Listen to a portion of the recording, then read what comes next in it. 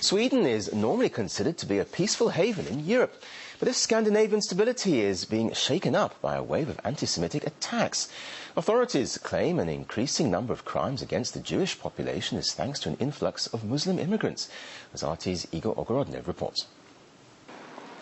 Malmö was once the very face of socially inclusive and tolerant Sweden. But the country's third biggest city has turned into a hotbed of ethnic and religious violence.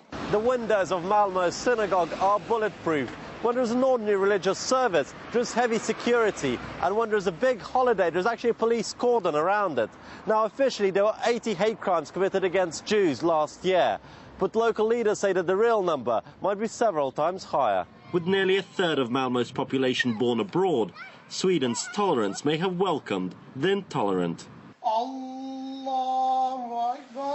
The majority of immigrants are Muslims. Many are from Palestine.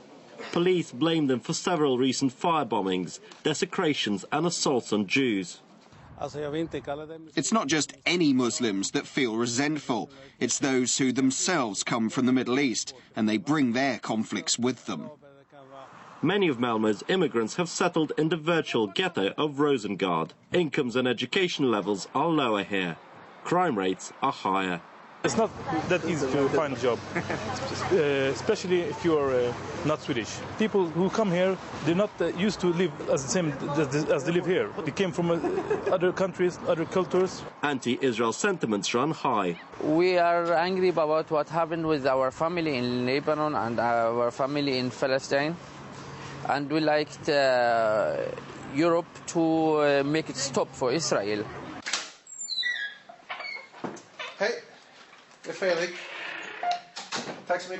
The Jewish center's Fredrik Siratsky pins the blame for the attacks not just on radical Islamists, but local authorities.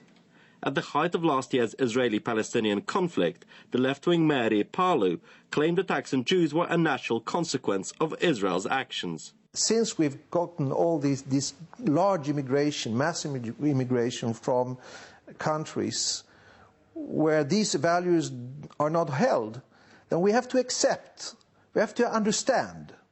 And this we felt that this is a kind of downhill slope when it comes to the values in Sweden.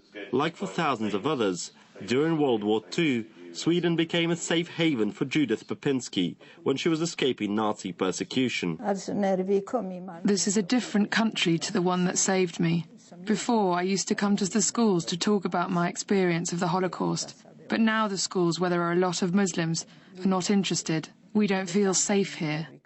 Judith's children have left Malmö, and the community grows smaller all the time.